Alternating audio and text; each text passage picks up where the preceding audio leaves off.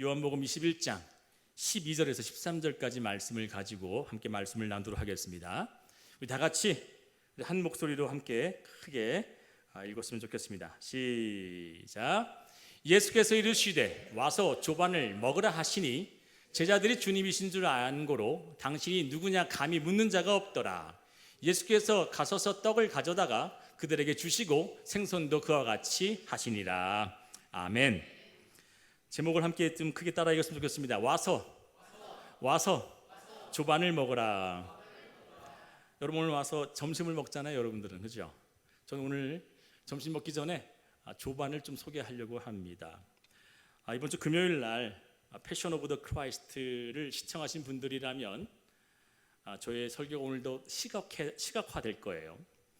예수를 잡아 죽이기 위해서 다들 잠들어 있었던 밤에 갑자기 문을 막 두들기면서 깨웁니다. 그리고서 그들을 선등해서 예수를 잡아 죽일 음모를 꾸미죠. 사실상 그 밤에 모인다는 것은 있을 수 없는 일인데 갑자기 날치기 통과를 하기 위해서 정해진 법도 아닌데 갑자기 사람들을 끌어모아서 예수를 고문해서 죄를 덮어씌우는 장면을 기억하실 겁니다. 아무런 죄도 짓지 않았던 예수 그리스도의 정말 처절한 고통, 매 맞고 막 채찍 맞고 조롱당하고 침뱉음을 당하고, 여러분 다 봤죠? 얼굴에 침을 팍 뱉고 막 떠나는 모습들. 자신의 감정, 또 자신이 갖고 있던 체면과 채통, 하물며 신념까지도 진리에 대해서 맞지 않으면 이렇게 비열하게 나타나는 게 저와 여러분이라는 거예요. 이것이 우리의 모습이라는 겁니다. 때로는 내가 가지고 있었던 내 마음의 감정이 마음에 들지 않으면 이렇게 얘기하는 사람들도 있습니다. 교회 안에서도 저는요 이런 사람들을 많이 봤어요. 저 권사님, 저 장로님 가는 천국이면 난 안 가고 싶어. 뭐예요?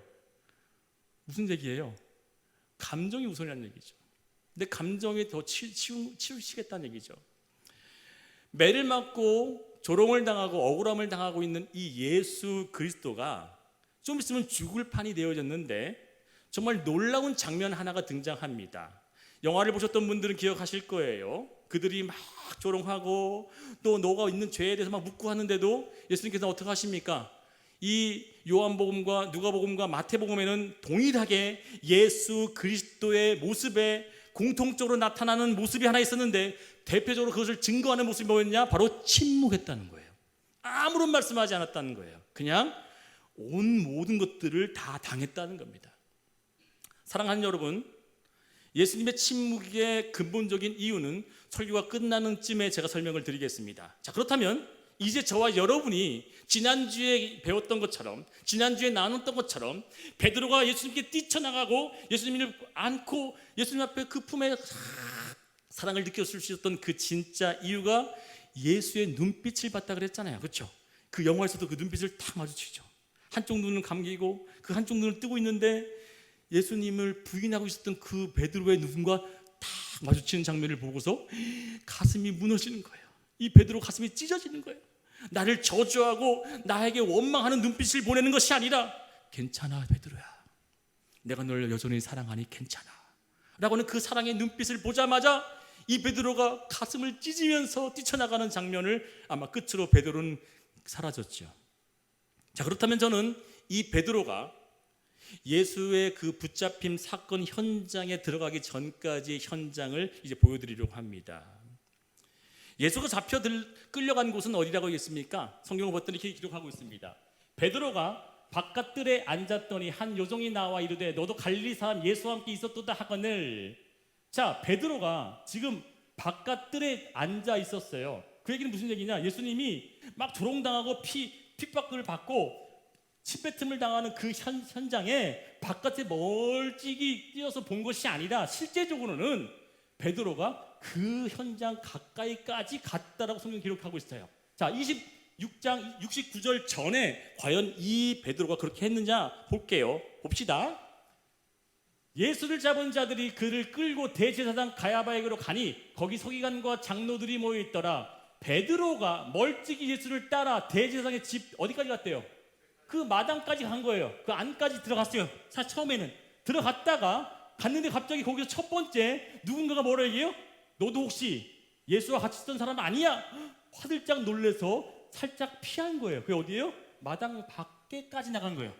그리고서 그 마당 밖에까지 있어서 이렇게 있는 거예요. 자, 그런데 이 베드로가 그래도 용기 있게 11명 중에 유독 이 베드로 한 명만 예수님께서 핍박당하는 그 대제사장 뜰까지 들어갔어요. 그래서 용기가 가상하죠. 이 베드로가 용기가 얼마나 가상한지 예수를 잡으러 왔을 때 칼을 뽑아서 말고의 귀를 잘랐던 자도 누구였어요? 베드로였단 말이에요. 그만큼 베드로는 충직하고 지주를 지킬 수 있을 만한 그런 모습은 나머지 11명보다 조금 낫어요.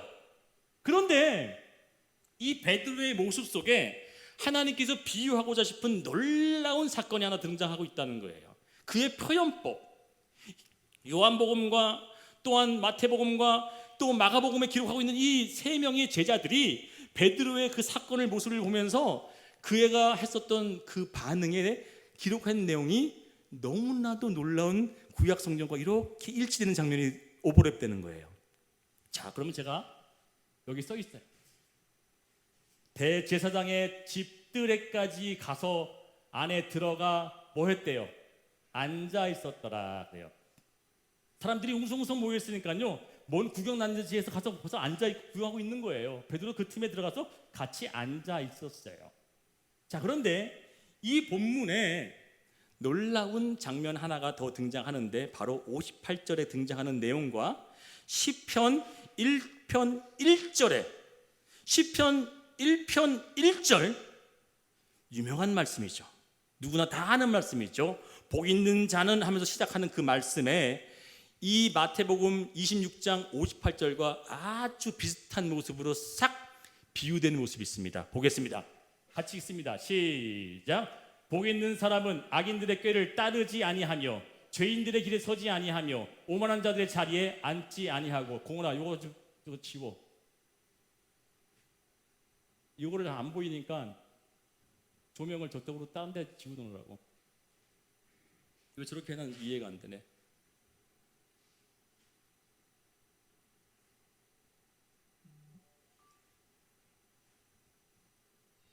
됐어요. 자, 보세요. 자, 여기 보게 되면 베드로가 멀찍이 예수를 뭐 어때요? 따라갔다. 같은 의미죠. 그리고 앉았대. 뭐예요? 똑같이 앉아 있었대요. 그렇죠? 자, 이 두 가지가 모습이 가장 비슷한 게 있죠. 그런데 뭐가 하나 빠졌어요. 쉽게 답을 다 적어놨어요. 뭐가 하나 빠졌어요? 서지 아니한다 그랬어요. 근데 과연 베드로가 서지 않았을까요? 성경은 정확히 꼬집고 얘기합니다. 베드로의 그 모습을 정말 복 있는 사람들은 악인을 따르지 아니하고 또한 악인의 자리에 함께 앉지 않는다라고 하는 이야기를 썼는데, 그 중에 베드로가 했었던 것은 한 가지, 두 가지가 명확하게 했었던 모습이 드러났단 말이죠. 그런데 하나 딱 서지 않았다는 것이 있어도 베드로가 여기에는 부합하지 않나라고 보지만 요한복음에서는 더 정확하게 얘기하고 있습니다. 요한복음 볼게요. 시작. 시몬 베드로가 서서 불을 쬐더니 사람들이 묻되 너도 그 제자 중에 하나 아니냐? 뭐 하고 있었대요? 서서 불을 쬐고 있었다는 거예요. 자, 그렇다면 다시 앞전에 있었던 이 말씀이랑 다 일괄 뭐예요? 똑같은 모습을 보여주는 거예요. 즉, 이 베드로는 우리를 비유하듯이 우리도 하나님을 온전히 따르지 못하겠다고 하는 그 마음을 가지지 못한 채 예수를 쫓는다고 하는 말뿐으로만 머물게 된다면 악인을 따르게 되고 악인 앞에 서 있게 되고 악인의 자리 가운데 앉는 모습을 베드로를 통해서 보여주고 있다는 사실이에요. 사랑하는 여러분, 중동 지역은요, 낮은 40도가 넘기가 매우 뜨겁지만 밤이 지나서 새벽이 되어지면 매우 추워요. 그 당시 때 예수를 고발할 때가 약 밤 12시에서 새벽 2, 3시 기경이란 말이에요. 굉장히 추울 때 그들이 모여서 불을 쬐고 있는 그 타이밍에 지금처럼 이 LED 조명처럼 얼굴이 반짝반짝 빛날 수 있을 만큼 보여지는 그런 상황이 아니라 칠흑같이 어둠, 달빛 하나 고작 있는 그 빛으로 그냥 어슴푸하게 볼 수밖에 없는 그 타이밍에 그냥 얼굴 숙이고 가게 되면 잘 몰라요. 그런데 이 베드로가 얼굴이 탁 하고 발각된 타이밍이 언제였다고 성경이 기록하고 있어요? 그의 얼굴이 언제 탁 드러났냐고 했냐면 그가 추워서 불을 쬐서 불을 가까이 갔더니 무슨 빛으로? 불빛으로 그의 얼굴이 뭐 하더라? 드러나더라. 이게 무슨 얘기예요? 우리의 악하고 연약하고 부족한 죄의 속성은 언제든지 그 빛에 드러날 수밖에 없다는 사실을 증명해 보고 있다는 사실이에요. 이 베드로는 결국엔 내 모습 그대로 예수를 쫓겠다고 했었던 그 모습 속에 결국엔 정말 그 원문에 보면요, 그 불빛이 어떤 불빛이라고 정확히 되는지 아세요? 활활 타오르는 불이면 그건 그나마 환하잖아요. 그런데 정확하게 원문은 숯불이라고 적혀있어요. 숯불이 여러분 비춰봤자 얼마나 미치겠어요. 꺼져가는 불씨처럼 보여지는 그 그냥 아주 희미한 불빛으로 얼굴 보고 너 혹시 그자 아니야? 라고 하는 그 불빛 앞에서도 내 죄성과 내 악함이 그대로 드러나고 있는 그 현장. 예수님은 고발하고 있는 거예요. 너희들 다 베드로같이 날 정말 잘 따를 수 있을 것 같아? 아니, 너희들은 안 돼. 너희들은 못해. 네 절기가 아무리 강하고 네 지조가 강하고 네가 의리 있다 할지라도 너는 나를 배신할 수밖에 없는 존재야 라고 하는 것을 베드로를 통해서 그대로 증명해내고 있는 거예요. 왜요? 우리는 천성부터 어떤 존재였다고요? 악인이었다는 사실. 아무도 아멘 안 하시네. 우리는 악인이에요, 여러분. 우리의 출발은 악인에서 출발했어요. 하나님 그 악인을 통해서 제가 마음의 끝에 어떻게 마무리한지 보세요. 우리의 출발은 악인에서부터 출발되어졌던 이 악인의 존재성을 우리는 선하다고 자꾸 고백하고 나는 그렇게 살 수 있어라고 자부하는 그 모습을 하나님은 명확하게 너는 안 돼! 라고 얘기해주고 있는 장면이 바로 베드로의 고발 현장이라는 겁니다. 사랑하는 여러분, 저와 여러분은 결국에는 그 예수님의 사랑스러운 눈빛을 보고서 내 스스로가 난 정말 죄인이었구나라고 하는 발견할 때 비로소 하나님의 은혜가 고귀하게 되어지고 그 은혜 앞에 내 자신이 철저하게 무너질 수 있는 하나님의 은혜만이 필요한 존재라고 탁 드러나게 된다는 사실이에요. 그래서 전도사님만 아멘 하시니 감사합니다. 그랬더니 이 작은 불빛으로 들통났던 이 베드로의 모습에 두 번째 또 한 여자아이가, 아마 우리 서은이 정도 되는 여자아이라고 할 거야. 왜? 정확하게 원문엔 아주 어린 여인 종이를 했어요. 아주 어린 종, 꼬마아이가 불을 쬐고 있었던 그 베드로가 이번에 어떻게 해요? 피해간 거잖아. 처음에는 첫 번째는 어디였었어요? 첫 번째는 그 마당 뜰 안에까지 들어갔어. 그래서 거기서 누가 한번 얘기하는 거 어떻게? 또 걸릴까봐 창피해가지고 뜰 밖으로 나갔어. 담벼락에서 봤든지 뭐 저 멀찌감치 봤겠지. 근데 거기서도 웬 여자아이가 당신 갈릴 사람 아니야? 내가 봤는데, 예수와 함께 있는 거 내가 봤는데 라고 했더니 이 베드로가 가슴에 찔릴 만한 얘기를 이 여자아이의 입술을 통해 듣는 거예요. 이 여자아이의 입술을 통해서 자기 가슴이 팍 하고 찔릴 만한 얘기를 정확하게 탁 던지니까 이 베드로가 화들짝 놀래버리는 장면이 등장합니다. 어떤 얘기를 했을까요? 이렇게 얘기를 합니다. 같이 있습니다. 시작. 시몬 베드로가 이거 아닌데? 이겁니다. 시작. 베드로가 바깥들에 앉았더니 한 여종이 나와 이르되 너도 갈릴 사람 예수와 함께 있었도다. 여러분 이 단어를 듣자마자 원문에 봤더니 너도 늘 예수와 함께 쫓았던 사람 아니야? 라고 묻는 거야.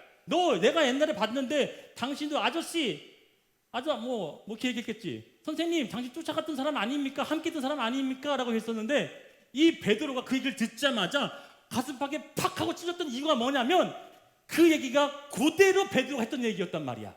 베드로가 예수께 그대로 했던 얘기를 이 여자아이가 똑같이 표현하더라는 거야. 원문에 똑같은 표현으로 이 여자의 입술을 통해서 똑같이 얘기하더라는 거야. 어떻게? 너도 예수와 함께 했던 자 아니야? 라고 했던 그 단어가 베드로가 했던 고백이에요. 봅시다. 시작. 예수께서 이르시되 내가 진실로 내게 이르노니 오늘 밤 닭 울기 전에 내가 3번 나를 부인하리라. 베드로가 이르되 내가 주와 함께 얘기해요 안 해요? 얘기하죠. 베드로가 난 주와 함께 뭐 한다 그래요? 죽을 때까지 가겠습니다 얘기했어요. 여러분 영화 보신 분들 기억하십니다. 영화 보시는 분들만 답하셔야 돼. 십자가에 돌아가셨던 이 십자가의 현장에 베드로 있었어 없었어? 도윤아 기억이 안 나? 다시 봐. 있었어 없었어? 그치, 딱 죽을 때 없었지 아니야? 이미 그 현장에서 울고 떠나갔잖아. 그치? 베드로가 예수와 죽을 때까지 함께 하겠다고 했었던 이 함께라고 했었던 이 고백이 이 어린 여자의 종의 입술을 통해서 가슴팍을 팍 하고 찔러버리는 거야. 너 함께 했던 자 아니야? 라고 했었던 그 말을 아니 난 함께 하지 않았어 라고 하는 그 고백을 딱 하자마자 두 번째 부인이 딱 나오는 거예요.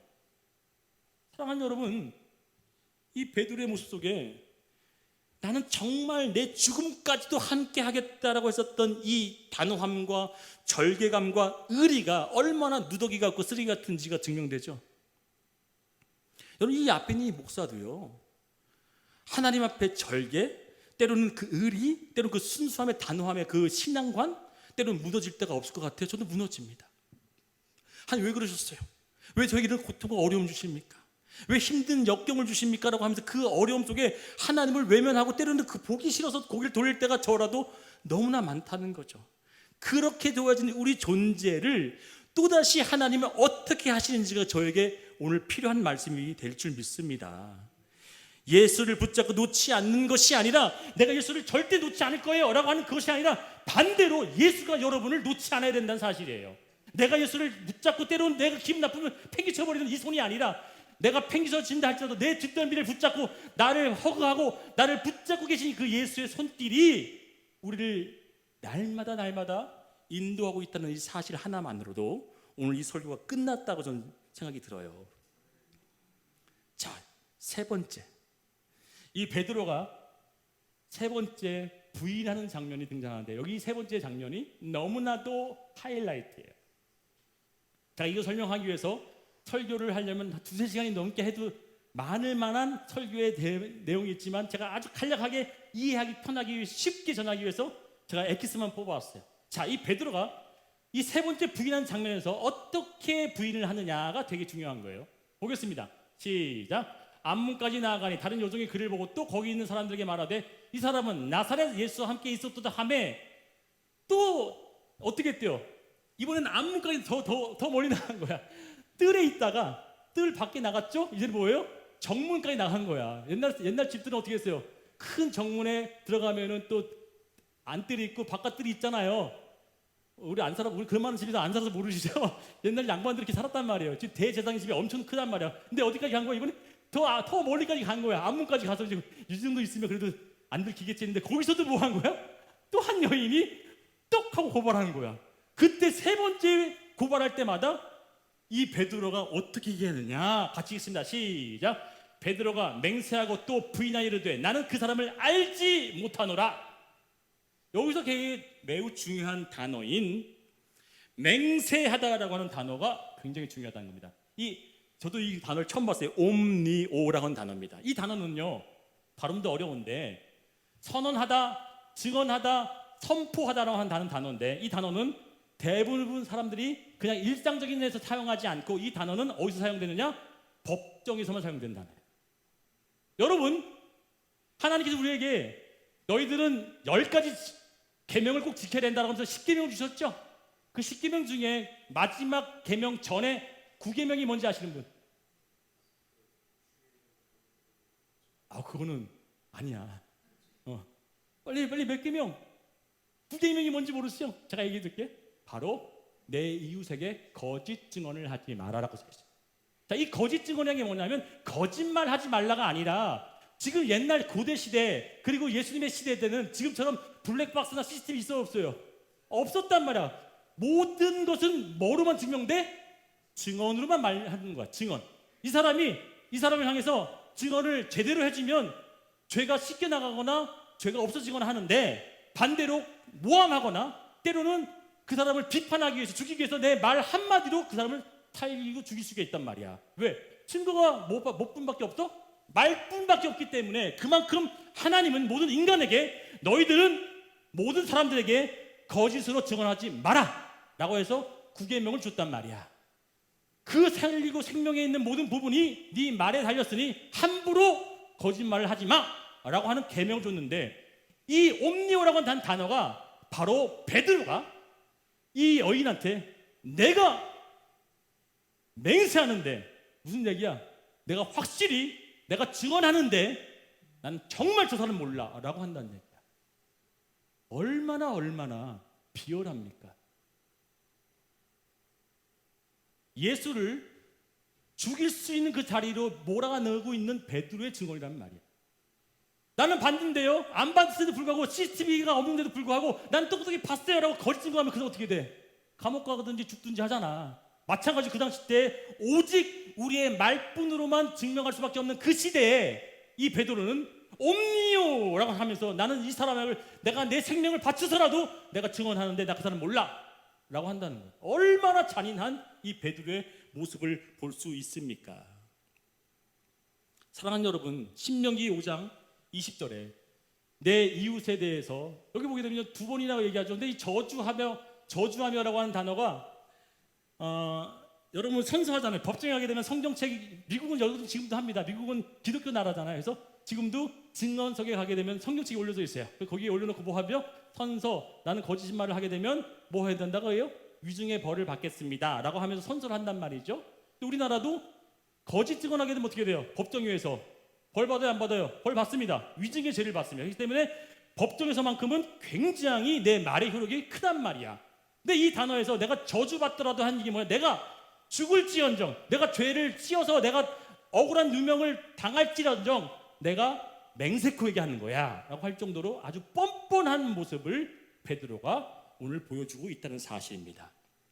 사랑하는 여러분, 신명기 5장 20절에는 분명히 내 이웃에 대해서 거짓 증거하지 말라 그랬어요. 베드로는 이 거짓 증거를 하게 되어졌을 때는 어떤 벌을 받는지도 알던 사람이 모르던 사람이야. 아는 사람이었어요.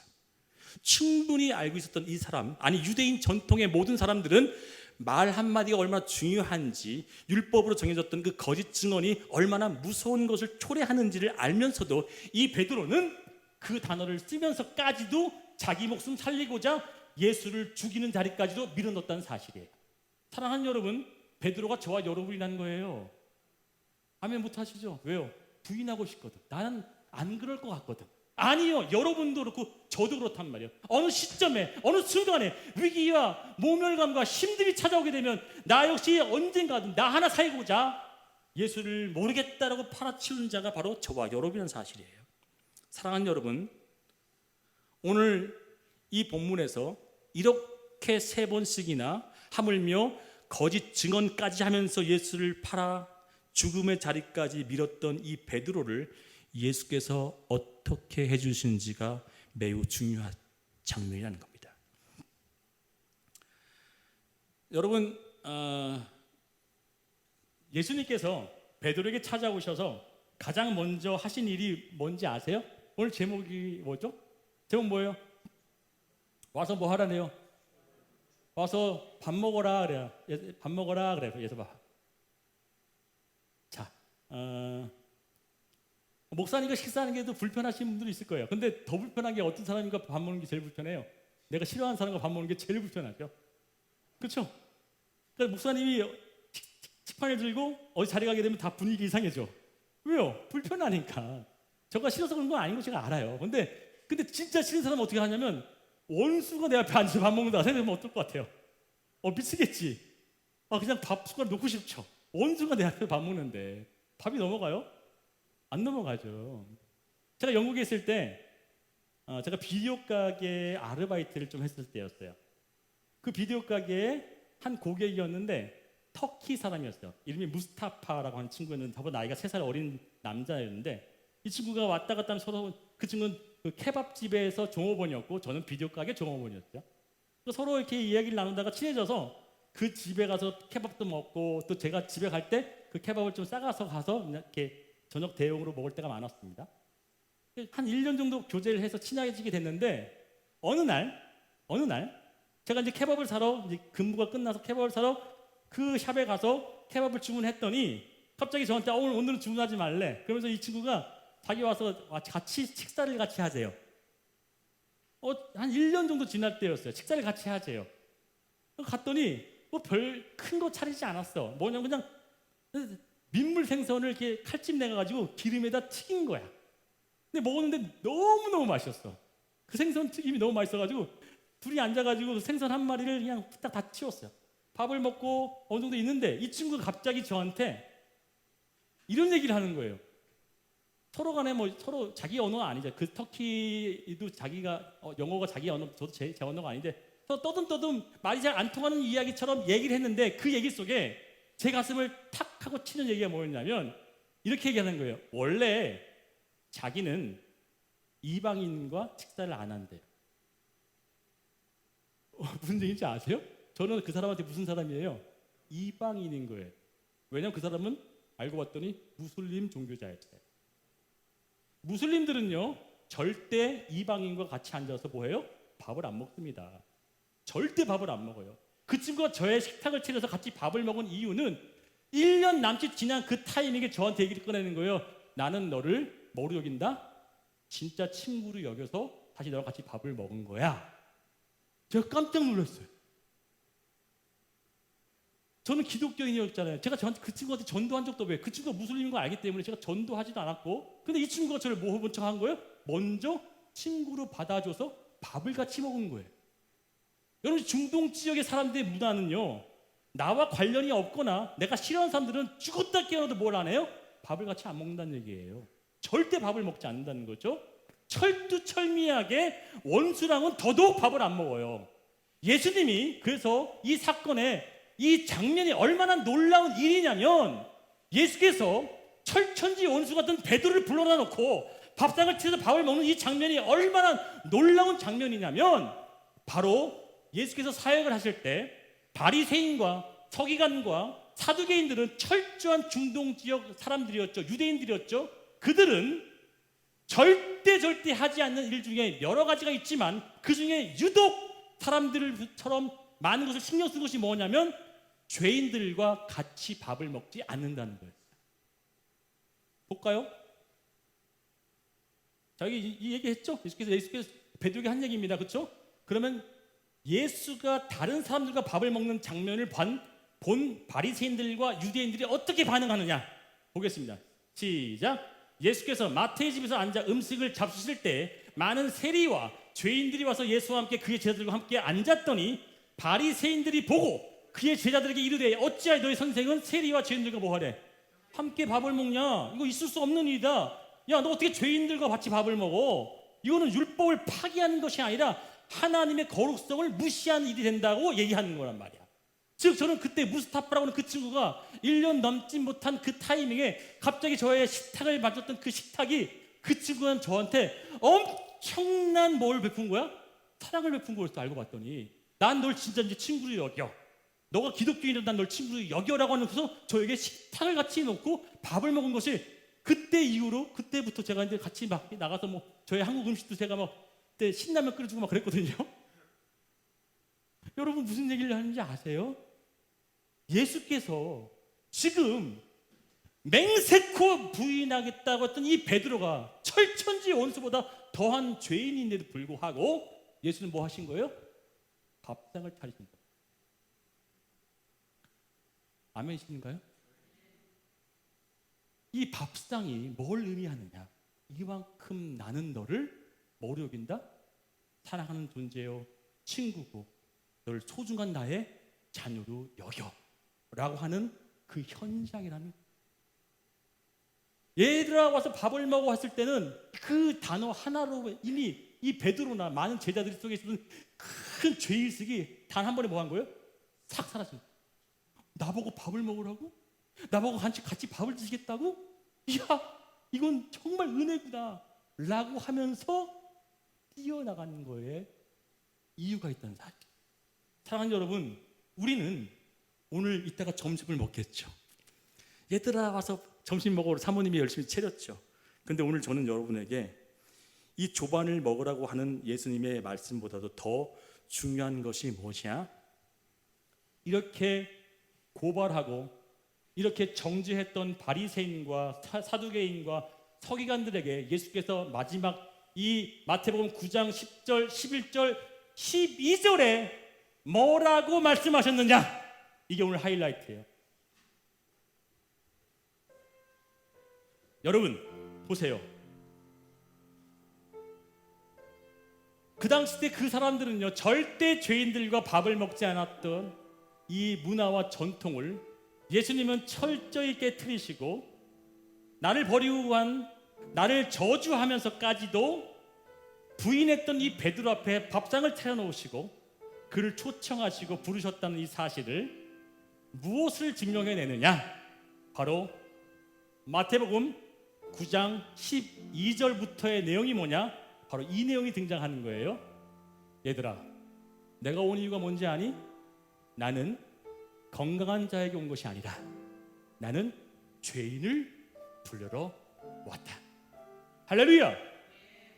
예수가 부르신 이유로, 예수가 찾으시는 이유는, 예수가 우리 앞에 나오신 진짜 이유는 건강하고 의롭다고 하는 그 자를 위해서 오신 것이 아니라 내가 일해야 될 내 일의 목적은 가난하고 헐벗고 연약하고 불쌍하고 죽을 수밖에 없는 그 죄인을 내가 찾으러 왔어.